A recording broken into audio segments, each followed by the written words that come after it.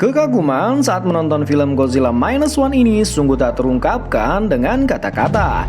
Dikemas dengan cerita yang sederhana, namun sangat menyentuh dan mampu membuat hati terhanyut dalam alurnya. Visual dari Godzilla yang begitu detail dan luar biasa menjadi salah satu poin utama yang memikat hati. Menakutkan, kejam, intimidatif, dan memberikan teror yang mengerikan. Dan akhirnya di film ini kita melihat Godzilla dalam versi originnya seperti pada film Godzilla tahun 1954, namun dengan sentuhan epik dan modern. Bahkan film Godzilla Minus One ini berhasil mendapatkan piala Oscar kategori Best Visual Effect. And the Oscar goes to Godzilla. Bagaimana tidak, dengan anggaran 10-15 juta US dollar, visual film ini mampu menyaingi film-film Hollywood lainnya yang bahkan memakan anggaran ratusan juta US dollar. Setiap kali Godzilla muncul di layar, aura keganasannya sungguh mengerikan. Dari langkah-langkah beratnya yang menghancurkan segala yang ada di sekitarnya, hingga sorot matanya yang memancarkan teror dan kekuatan yang tak terbendung. Godzilla tidak sekedar menjadi monster dalam visual belaka, tetapi juga menyalurkan ketakutan yang sungguh nyata. Tak heran jika penonton merasakan adrenalin dan ketegangan setiap kali raksasa ini tampil. Pada video kali ini, Pojok Review akan membahas secara mendalam tentang film terbaru yang masih hangat diperbincangkan ini. Jangan lupa untuk tekan tombol subscribe-nya jika kalian ingin selalu mendapatkan ulasan film terbaru lainnya dari kami. Terima kasih telah menonton dan mari kita mulai ulasannya. Cekicot!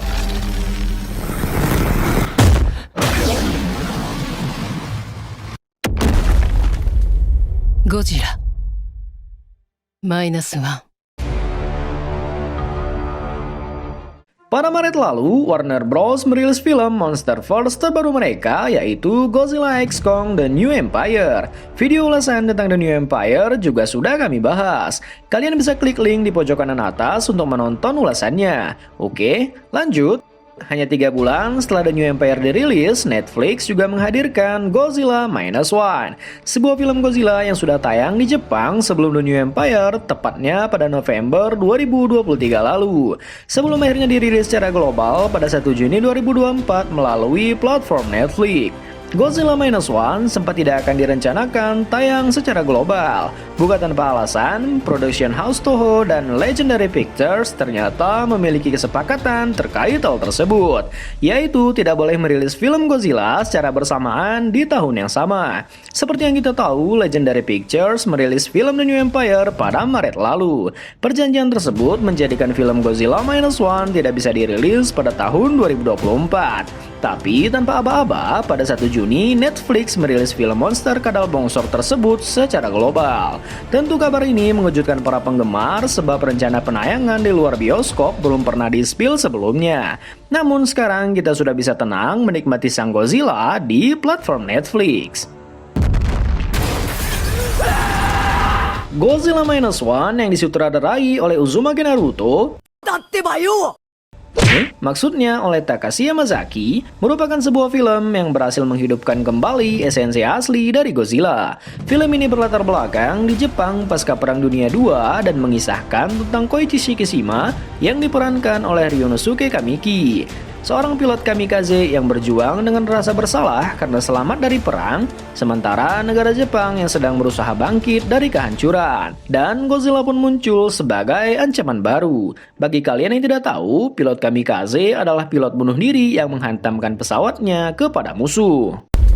Arewa Godzilla?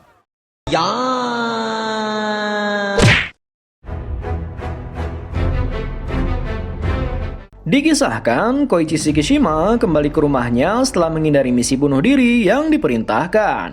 Dalam perjalanan pulangnya, ia mendarat di Pulau Edo yang ternyata menjadi tempat kemunculan pertama Godzilla di film ini. Ketika Godzilla muncul di Pulau Edo, kekacauan tak terhindarkan terjadi dan banyak nyawa menjadi taruhannya. Dalam momen yang mematikan itu, Shikishima berusaha menembak monster raksasa itu dari kokpit pesawatnya, tapi dia seketika diam membatu karena saking takutnya. Shikishima pun disalahkan atas kematian beberapa rekannya itu. Dan dari sini rasa bersalah dan traumanya semakin memuncak, menjadi awal dari keterpurukan Shikishima sebagai karakter utama.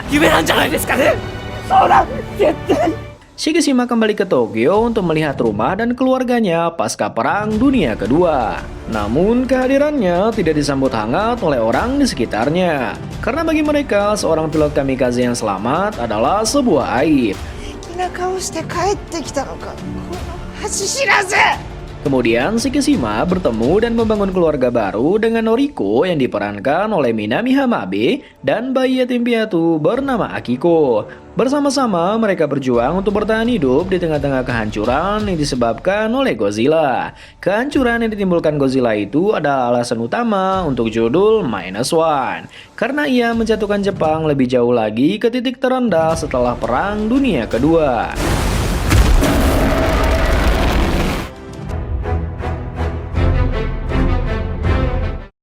Di sebagian besar film Monsterverse, termasuk Godzilla vs Kong, Godzilla digambarkan sebagai pahlawan yang menyelamatkan dunia dari kehancuran, sementara karakter manusianya hanya meramaikan filmnya. Namun, Godzilla Minus One membalikkan paradigma ini dengan fokus yang lebih mendalam pada cerita dan drama keluarga dari karakter manusianya. Mengingat memang Jepang sangat ahli dalam menggabungkan unsur action dan drama keluarganya yang menyentuh. Selain itu, kehadiran Godzilla yang jelas digambarkan sebagai musuh umat manusia dengan kekuatan yang merusak, yang membuat kita lebih mudah untuk merasa simpati terhadap karakter manusianya. Masyarakat Jepang yang diperlihatkan memiliki semangat juang yang tinggi untuk mengalahkan Godzilla demi menghentikan teror dan menyelamatkan umat manusia. Sehingga elemen dramanya sama sekali tidak membuat film ini terasa membosankan, melainkan menciptakan nuansa emosional yang begitu kuat.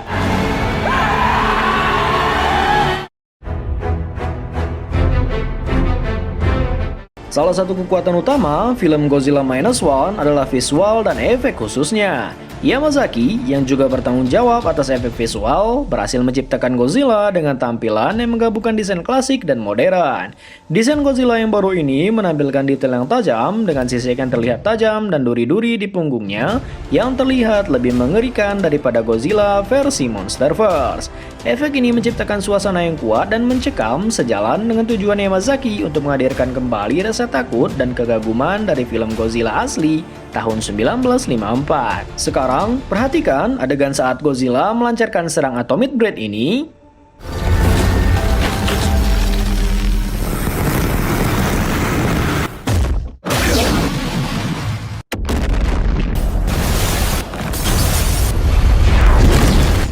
Dan adegan Godzilla dengan serangan Atomic Blade yang di semesta Monsterverse ini.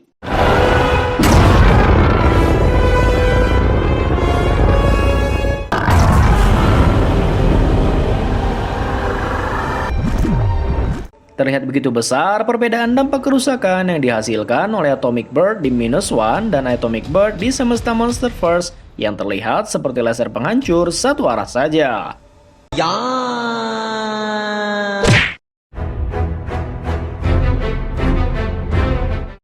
Seperti halnya visual effect, skor musik dalam Godzilla Minus One juga mendapat pujian dengan penggunaan musik yang strategis dari komposer Naoki Sato yang menciptakan nuansa mendalam dan menggetarkan.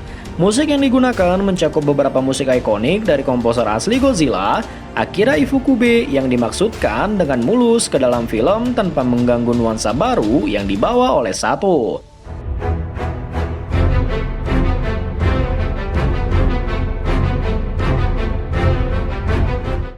Selain itu, penggunaan keheningan dan suara latar yang tepat semakin meningkatkan ketegangan dan drama di layar. Dalam Godzilla Minus One, terungkap sebuah misteri tentang bagaimana Godzilla mampu berdiri di atas lautan, mengingatkan pada adegan epik yang ada dalam film Godzilla Monsterverse. Yang membedakannya adalah penggambaran yang sangat realistis di mana Godzilla tidak sepenuhnya berdiri tegak di atas lautan, melainkan mengapung dengan kaki dan ekornya yang mendayung di bawah permukaan. Ini menyerupai gerakan bebek di kolam yang mengayunkan kakinya untuk mengatur posisi dan mengapung di air. Detail ini yang tidak pernah diperlihatkan sebelumnya, bahkan dalam Monsterverse menambahkan nuansa keaslian yang menakjubkan dalam visualisasi Godzilla di dalam layar. Seperti yang sudah kami singgung sebelumnya, Godzilla Minus One meraih penghargaan Best Visual Effect di Oscar 2024. Karena meskipun dibuat dengan anggaran yang relatif kecil untuk standar industri film global, yaitu hanya sebesar 12 juta dolar atau sekitar 195 miliar rupiah. Film ini merupakan bukti keahlian sutradara Takashi Yamazaki dalam memanfaatkan setiap dolarnya untuk memaksimalkan segala aspek visualnya dan mampu bersaing dengan film-film Hollywood yang memakan anggaran hingga ratusan juta dolar. Dengan angka sekecil itu, nyatanya Godzilla Minus One membuktikan bahwa tidak perlu merogoh kantong dalam-dalam untuk memproduksi film yang bagus. Hal tersebut bisa terwujud apabila sang filmmaker tahu cara mengatur uangnya dan memanfaatkan sumber daya yang mereka punya secara maksimal. Film ini tidak hanya menawarkan aksi dan efek visual yang spektakuler, tapi juga menghadirkan narasi dan jalan cerita yang kuat antar karakter manusianya. Godzilla Minus One berhasil mengeksplorasi trauma dan rasa bersalah pasca perang, serta kritik sosial terhadap pemerintah Jepang pada masa itu. Dialog dalam film seringkali membahas tentang ketidakmampuan pemerintah dalam menghadapi krisis yang mencerminkan kehilangan kepercayaan masyarakat terhadap pemimpin mereka. Terdapat momen-momen penting dalam Godzilla Minus One di mana karakter utama mengalami trauma berat dan kehilangan. Hal ini kemudian menjadi pemicu yang membangkitkan tekadnya untuk melawan Godzilla. Momen lainnya yaitu ketika Shikishima berada di pesawat sambil menatap foto Noriko dalam misinya untuk mengalahkan Godzilla, serta dalam rangka penembusan dosanya karena selamat sebagai pilot kamikaze. Adegan ini mengingatkan kita pada adegan ikonik dalam film Captain America The First Avenger, di mana Steve Rogers yang melihat foto Peggy Carter di pesawat sebelum mengakhiri misinya yang tragis. Shikishima juga menghadapi momen serupa di mana ia merasa perlu mengakhiri pertempuran dengan mengorbankan dirinya. Namun, seperti dalam akhir yang bahagia dari Captain America, kisah Shikishima juga berakhir dengan kebahagiaan. Meskipun tema ini sangat umum ditemui di banyak film lain, namun pengolahan cerita yang disertai dengan teror dari kadal raksasa ini mampu mengguncang perasaan penonton dan membuat mereka terlibat secara emosional. Di film Godzilla Minus One, rencana manusia untuk mengalahkan Godzilla didasarkan pada teori-teori fisika yang canggih. Dipimpin oleh Prof. Kenji Noba yang diperankan oleh Hidetaka Yoshioka, manusia membuat rencana menggunakan prinsip-prinsip ilmu pengetahuan untuk merancang strategi yang kompleks dan efektif. Memanfaatkan pengetahuan tentang energi dan dinamika fisika, menciptakan perangkat khusus yang dapat menghadapi kekuatan besar Godzilla. Pendekatan ilmiah ini tidak hanya menambahkan dimensi strategis yang mendalam, tetapi juga menunjukkan upaya manusia untuk memanfaatkan pengetahuan dan teknologi yang terbatas. Apalagi saat itu, Jepang masih dalam kondisi pasca Perang Dunia II. Untuk mengetahui lebih lengkap, kalian bisa langsung menonton filmnya saja. Atau bagi kalian yang sudah nonton, berikan tanggapan kalian tentang rencana jenius tersebut di kolom komentar. Takashi Yamazaki dikenal dengan sentuhannya yang humanis dan melankolis, seperti dalam film-film sebelumnya, seperti Always Sunset on 3rd Street misalnya. Gaya ini terbawa ke Godzilla Minus One, di mana ia berhasil menggabungkan aksi skala besar dengan momen-momen intim yang penuh emosi. Pendekatan Yamazaki yang berfokus pada karakter manusia di tengah-tengah bencana monster memberikan kedalaman tambahan pada cerita, membuat penonton lebih mudah bersimpati terhadap nasib karakter-karakternya. Meski demikian, ada satu hal yang kurang dari Godzilla Minus One. Bukan kesalahan filmnya, melainkan faktor eksternal lainnya. Yaitu film ini tidak tayang di bioskop Indonesia yang diyakini karena bertabrakan dengan Godzilla X Kong The New Empire. Hal ini juga terkait perjanjian antara Toho dan Legendary Pictures seperti yang sudah kami singgung di awal. Ini tentu berpengaruh pada cara penonton mendapatkan pengalaman sinematik dari Godzilla Minus One. Sebagian berpendapat bahwa mereka kurang mendapatkan kemewahan dan kemegahan adegan ketika Godzilla muncul dan meratakan segala yang dia temui.